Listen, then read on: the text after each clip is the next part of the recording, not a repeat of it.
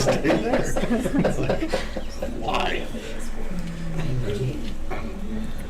Hi, Larry. I've seen the trash. Moved to Texas several times since I've been. Same. Wildlife philosophy. Be kid. Only have 5 blocks or 6 blocks. I'm just gonna. How much you, Mr. Larry? Nothing. I can write a book for the No. toilet that would blow your mind. Just all these ridiculous theories and questions. You should write it. What are you waiting for? I like writing. Instead of taking your nap, you could have started writing a book. Nap was a lot more productive. That's weird. Don't shoot armadillos. I learned that when I was a kid too. Why is that? Because it doesn't ricochets off their back. Oh, no, it doesn't. Trust me.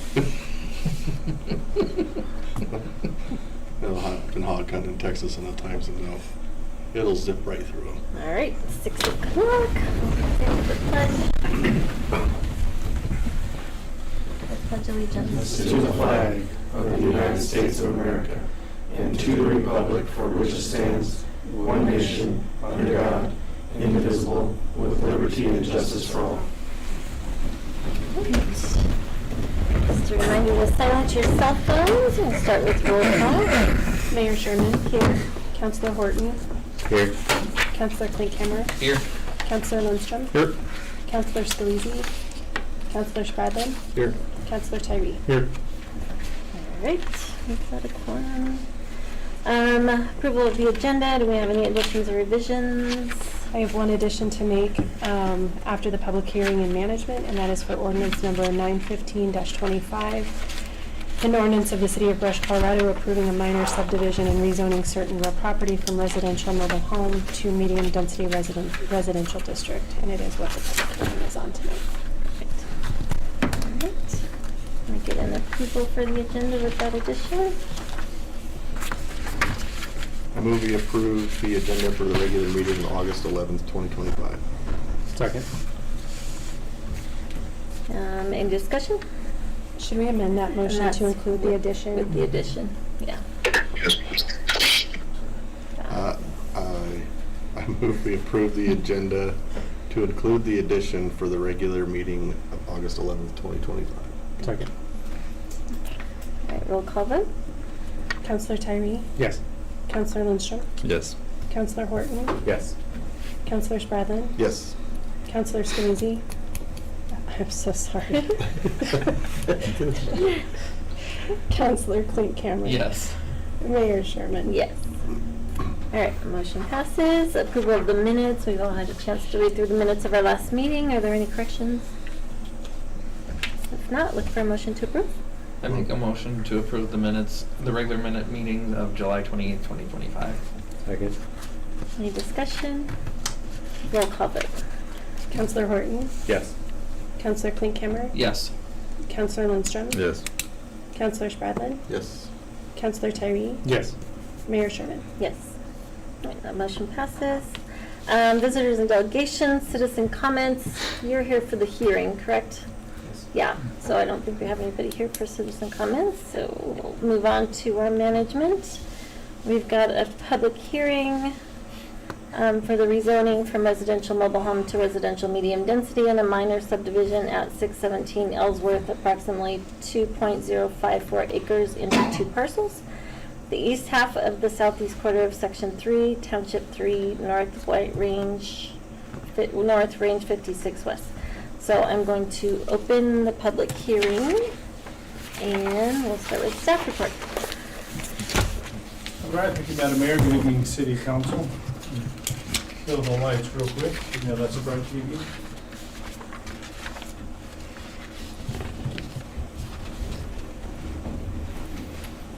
All right, so this is 2 parts, rezoning and a final plat, minor subdivision.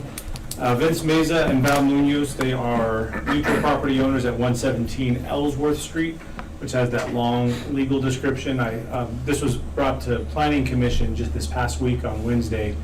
I explained, in case anybody ever comes across this, with the subdivision legal descriptions, they can get pretty complicated, and so if you notice in your staff report, it's a really, really long one. There's a reason for that, but I'll get to that here in a second. So it's currently 1 parcel. They're looking at subdividing it from residential mobile home into residential medium density, as well as splitting the property somewhat down the middle with a bend on it.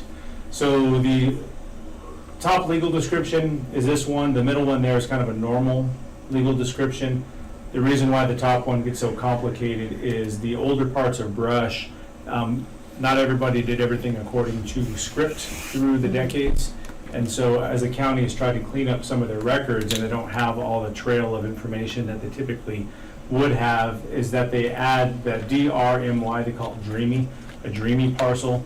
I don't know if that stands for something else or if that's just the short version of Dreamy. But that basically means this is what we have now. We don't have a super clean history of these properties. So we just work with what we got. The meets and bounds description, the bottom one, that's a good way to go when it comes to identifying the actual boundary of a property when you get it real complicated. Just as somewhat of a side note, within our office, probably once every 2 months or so, I would say someone comes in with the question, how do I identify where my true property line is? So maybe they're putting up a fence or they're having a dispute with their neighbor about whose corn is growing on whose land and that kind of stuff. And so ultimately, we don't have the final say ourselves. We can point to a plat, but we say if you really want to identify where that is, you have to hire a surveyor to really figure that out. This is page 1 of the subdivision, has all the components of what we require. It's obviously not readable. It's typically a 24 by 36 piece of paper, but we checked through that. It's got everything on there that we need. And then this is the actual plat itself, the breakdown of the property, which I'll zoom in here. So as a background on this, Mr. Munoz acquired the property in January of 2024 and added Mr. Vince Meza to the deed in April of the same year. Their intention in acquisition was to subdivide the property for each of their intended uses that are permissible by the City of Brush Land Use Code. They come into our office at least half a dozen times over the last year and a half to talk about how to go forward with this and asking good questions and getting everything squared away for this moment here tonight. So if the subdivision is approved, once recorded as 2 parcels, the 2 owners intend on each taking full ownership of a parcel.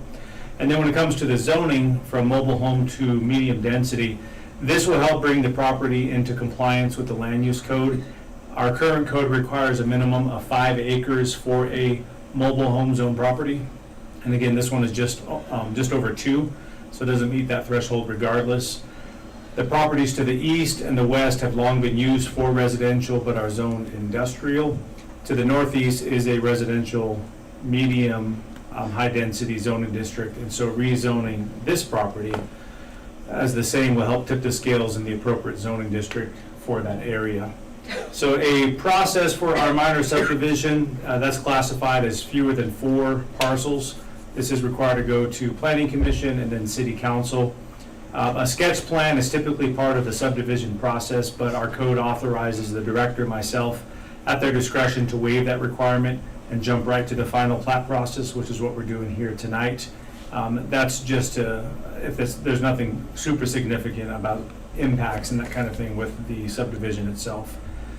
And then once this is approved, if it is approved, all the conditions are satisfied, a copy of the plat and any kind of subdivision improvement agreement, which this one will not have, but all the necessary documentation will be recorded with the county clerk and recorder's office.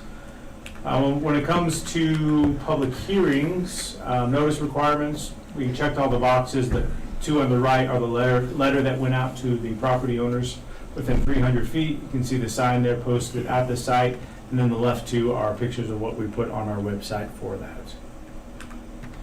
Our code does require all these components be addressed when it comes to the design standards. Not all of them are relevant for something this small. Again, it's not a brand new subdivision, it's just a subdivided parcel, so a lot of those things aren't factors involved here, but a couple of them are.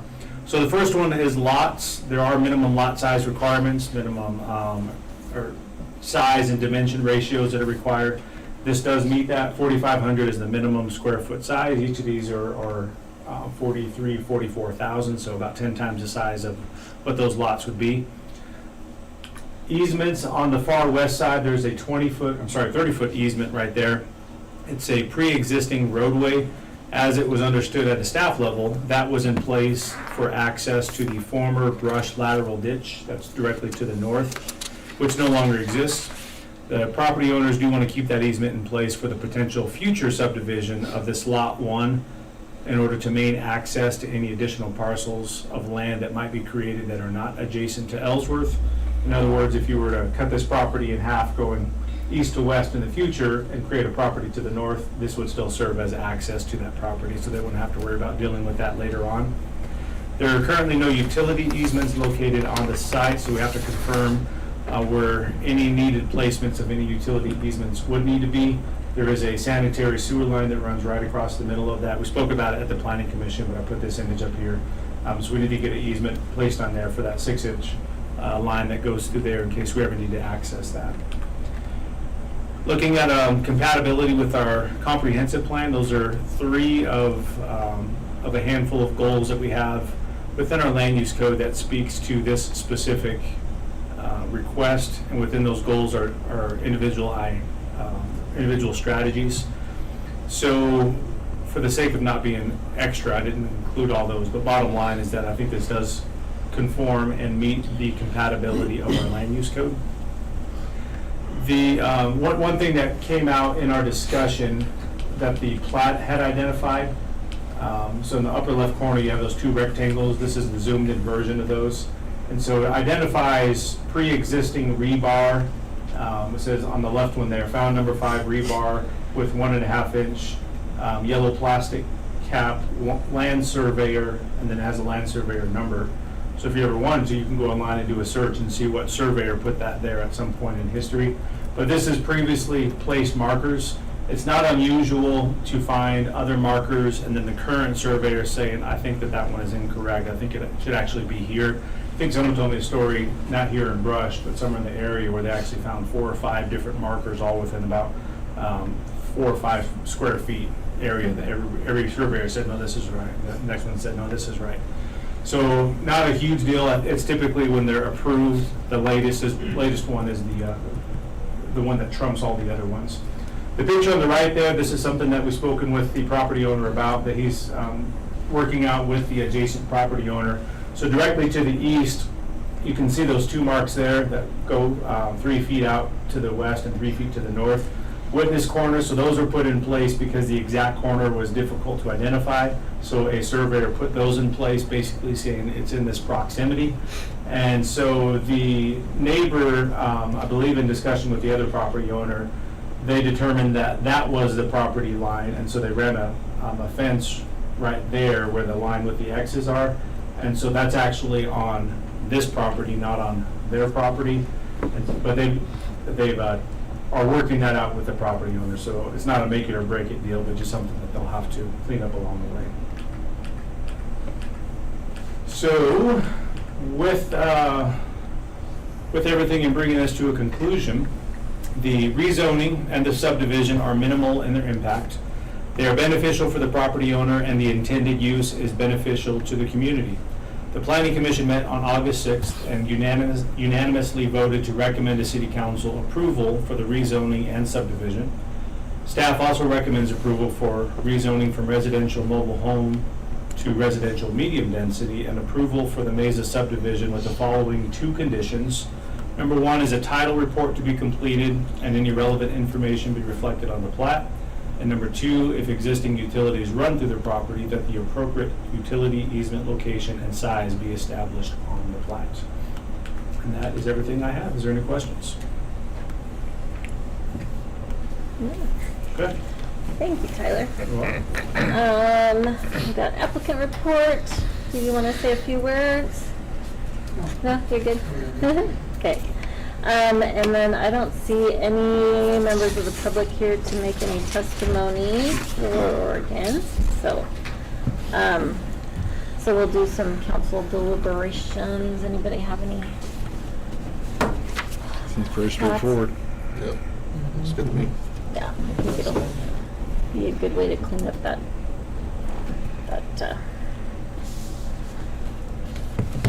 thing. There you go. There we go. All right, so I will look for a motion to close the public hearing. I move to close the public hearing. Second. Any discussion? Roll call vote. Councilor Spradlin? Yes. Councilor Tyree? Yes. Councilor Horton? Yes. Councilor Lindstrom? Yes. Councilor Klinkhammer? Yes. Mayor Sherman? Yes. All right, so now we'll need a motion on this ordinance. Do you need the whole thing? Application. We'll need yeah. So we'll need a motion on the application. Do you need the whole thing read, like as it's Not yet. just a Just the motion? application for the. We might need two rezoning. motions, and so Dan might weigh in on how we want to do this. Do we need a motion for the subdivision and a motion for the rezoning? So I combined both of those into this ordinance. Okay. So I apologize for the length of the title, but yeah, if you could introduce it by title, and then should you choose to approve it, move to approve it. Okay. So we just move to this then? Just go to introduce it and then approve it? Or do we I have guess to so. approve it? That'll work. Okay. So we start by introducing it, Dan? Yes. Okay. Yeah. Okay. So I need a counselor to introduce by title this ordinance. We introduce ordinance number 915-25, an ordinance of the City of Brush, Colorado, approving a minor subdivision and rezoning certain real property from residential mobile home to medium-density residential district. Good. Okay, now I need a motion to approve on second reading and publish. That On should first say reading? first On first reading. I make a motion on first reading to approve ordinance number 915-25. Do I need to read the whole thing? An ordinance of the City of Brush, Colorado, approving a minor subdivision and rezoning certain real property from residential mobile home to medium-density residential district. And publish? And publish. Thank you. Thank you. Second. Okay. Any more discussion? Roll call vote. Counselor Horton, Yes. Counselor Tyree, Yes. Counselor Spradlin, Yes. Counselor Klinkhammer, Yes. Counselor Lundstrom, Yes. Mayor Sherman. Yes. All right, the motion passes. You're good to go? All right, we'll move on to, oh no, we got priorities. Monty. Yep. Very quickly, in your packet is a list of the priorities that we had discussed at the council retreat about a week ago. And most of them are very similar to like in what we had in the past. We're just going to continue on the same direction. Everyone felt we were going in a really good, positive direction at the right speed of growth, etc.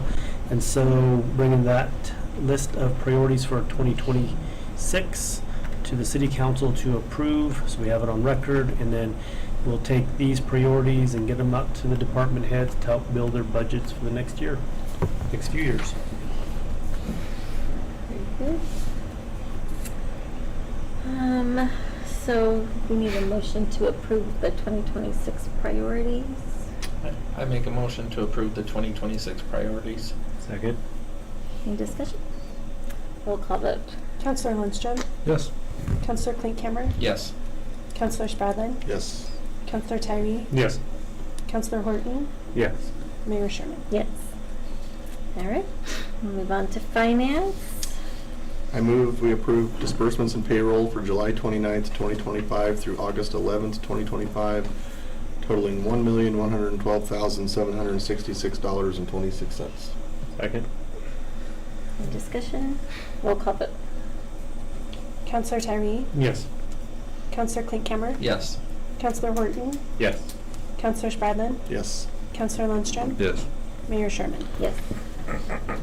All right, staff reports. Tyler. Just three quick things tonight. Number one, the state legislation, recent state legislation addressed the building code requirements once again, mainly tied to energy code. A few years ago, state passed legislation that you had to adopt one of the three most recent building code standards, and then you'd be good to go indefinitely. So they're smarter than they think they are, I guess, and so they passed more legislation that erases that, and then you have to bring newer code back to the table again. And so we've been talking about it at a staff level, what that looks like. We have some different thoughts, but at a future work session, we're going to bring that to City Council to get your feedback on how you would like us to move forward on that. It does have impacts with costs, with different requirements, different elements, and just regulations, just to broaden it all, that would come into factor. And so we still have the ability to make exemptions and modify the code to make it however we think best for our community to a degree. But the state is preempting more and more local authority on making these kinds of decisions. And so as much authority as they give us, I think that we should take that and utilize it and incorporate it, because it does mean, if we don't, embracing everything that the state says this is what's good for everybody as it comes to mainly energy. But if you adopt a newer energy code, then you're required to adopt all the newer other parts as well. So we have concerns about that from a building department standpoint, and impacts on codes and requirements and costs and everything there. But just plant that in your mind. Don't lose sleep over it. You can do a little studying if you want to. But again, it'll come to work session, and then we'll go from there. A month or so, something like that. Central School, still slowly moving along. Waiting for their engineer to get back some information to us on that. They've been working on a lot of the upstairs is pretty much done. But we've got to still finalize some other things just to make sure we have everything on record for that, and then the next phase as well. And then lastly, we saw the big sign go up. If you missed it, then you weren't looking north, but Maverick has their 100-foot sign. It's the same size as Love's. It's just closer to the road. That's why, in case you're like, why is it so big? It's the same. It's just where they put it, and they're allowed to put it there. There's a transmission line that runs along the interstate. It's got the setback requirements for that. Tractor Supply Company is actually looking at putting one up as well. Initially, they were just going to do like a 30-foot sign, 25, 30-foot sign at the entryway, but they're asking now about doing another 100-foot sign on their property as well. So we'll have a tall sign corner there. That's pretty much all I got. Thank you. Thank you, Tyler. Fire Chief Yerk.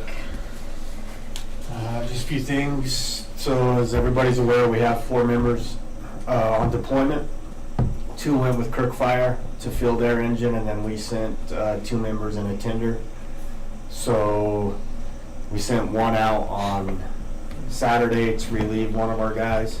So he's there till Thursday, when Lieutenant Gorell and myself go out on Thursday to relieve Kyler and Woolever and finish out the 14-day deployment. So this is our first official 14-day deployment on the Fed side. So it's a great opportunity for us. You guys get good experience.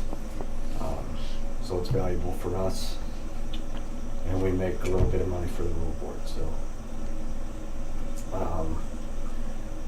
had the golf tournament on Saturday. It was full. Everything went good until the afternoon got hailed out. But everybody got through 9 holes, so we were able to call it a tournament. So everything went well there.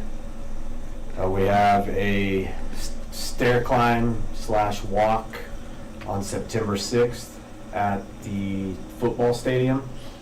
There will be breakfast served. I believe it's starting at 7 a.m. So it's a $20 pledge. You can either climb the stairs or walk a mile around the lap. That equals the amount of stairs that were climbed on that day. Or you can just do a $20 pledge and have breakfast. So that's coming up on September 6th. And then December 13th, for the first time ever, we are doing an awards presentation type of event for the department. So City Council will be invited, the Rule Board will be invited, all the retirees and everybody's families will be invited. So we'll be getting out more information on that. And then the tower production is progressing, so we get updates every week with pictures, so it's moving along. Nice. So other than that, if there's any questions. Oh, and we're up to, I brought it up at the last meeting, so we have one more new member that just came on, so Dominic Ontiveros. So I haven't heard of any more applications being turned in, but we got a good influx of youth, so it's been good. Nice. Very good. All right. Thank you. Thank you, Ray. Lance Short. All right, just a couple things. Last week we had our community barbecue with the chamber, and that went really well. Not as well attended as in the past, but I think school orientation and all that was going on, but didn't get rained out, and I think everybody enjoyed the band and everything, and the food was great. So thank you to the Lions Club also for always cooking. Doty Pond is stocked now, so it does have fish in it, and the Division of Wildlife each month is going to be stocking more and more as the as we get into fall. Holyoke had something happened with one of their reservoirs, so they actually took several hundred fish from there and transported them to Brush. So we even got some little bit bigger ones than what we were expecting. So that's a good thing. This past weekend, the Division of Wildlife and the city put on an outdoor education class over there at Memorial Park, and that wasn't really well attended because it's kind of a last-minute deal when they called over. We're going to start doing some more programs and stuff in the future, but it was really cool. The kids that did get to go to it, they all enjoyed themselves, and the Lions Club again came over and they cooked hot dogs for all the kids and stuff. So that went well.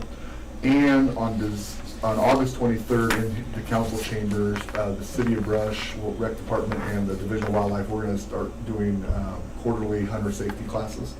So they're going to be having a hunter safety class in here on August 23rd. So we're getting the word out for that also. As far as the Prairie Trails Park, we don't have sod because that day that we were going to do sod, it was like 100 degrees for like 4 or 5 straight days. So Marty Teal, who used to be with Graft Turf Farms, we pushed it back to August 25th. Hopefully we get a little cooler temperatures. Everything's ready to go. The irrigation system's set. Everything's leveled out. We're ready to do that. And then once that's put in, Gary will get back and start putting up the backstops and the fencing and all that sort of thing. So that's kind of where we're at with Prairie Trails. And then on August the 28th is a Thursday. Our active older adults normally meet on Friday for our meet and greet. But this time we're going to do it on Thursday. And we have Marcia Cody from the Brush School District. She's going to come out and speak. And Fridays they have staff meetings and stuff like that. So we are moving the day to Thursday at the VFW at 10 o'clock. But Marcia Cody will be doing the presentation about the school district and all things school and getting back in session and that sort of thing. So just wanted to make you aware that we did change the date for that. So other than that, that's about all I have. Any questions? All right, thank you. Thank you, Lance. Chris Colstron. Good evening, all. I just have one little piece of information. We are going to be becoming another staff change in our finance department. Our accounting technician in charge of accounts payable, Heather, will be leaving us at the end of the month. She and her husband are moving to Alabama. So we did put out the position. We have had interviews on last Friday, and we did present an offer to one individual, and they have accepted. So just as soon as we get all of the HR pieces in place, I'll be happy to bring back the name of our new team member. So that's what we have for now. Any questions? Okay, thank you. Brenda. We have our liquor hearing for Maverick tomorrow at 3:30 in this room. We have nomination petitions for this year's election able to be circulated until 5 o'clock on August 25th. We have 4 packets that have gone out so far. 1 has come back in. Any questions about election needs to come to me. And then as a reminder for council, the Pawnee tour is this Friday from 8:30 to 12:30. If you haven't already RSVP'd, please do. I have all of your waivers. I'm just not sure who all planned to attend. So please let me know. And that's all I have. All right. Dan Crubb. Thank you, Mayor. Yeah, I was just going to bring up that liquor license, but Loranda took care of that, and I think that's all I have for you tonight. All right. Thank you, Dan. Monty. A couple quick items. One is Patrick Heisler and Marcia Cody. They're working together, putting together an action plan in regards to prairie dogs. We have a large number of prairie dogs on the north side of town. A lot of them were in the county. They're starting to migrate into town. With some of the recent developments up there, it kind of seems like they're pushing them closer or into town a little bit further. So they had a meeting last week and brought in the Colorado Parks and Wildlife staff person that knows a lot about prairie dogs and how you can deal with prairie dogs. And they're going to have another meeting coming up, and then that's where they're going to try and slowly shape an action plan on how to try to get those under control a little bit. So we'll keep you apprised of that. And then the other thing is, back in 2021, City of Brush signed a memorandum of understanding, and that was for the opioid settlement funds. Some of you were on council at the time, and what that means is that we didn't opt out, so that means that we don't get the money from the opioids. It goes to our regional council. I think it's Region 4 Opioid Council. And recently, another company has a settlement, and that's Purdue. And then what they required us to do is just say, okay, that we're good with it. We're going to be part of the settlement action suit. And but still, it's all run, the funds and everything will go through our regional council. I'm just letting you know that we're going to keep going down that same path. And then if any council member feels like they want to be part of the opioid council, there are 2 open municipal positions. And if there's no one from council, then probably I or Brandon Flecksteiner will sit in on that. So just let the mayor know if you guys have an interest in that. That's all I have. All right, mayor and council reports. Does anybody have anything to report?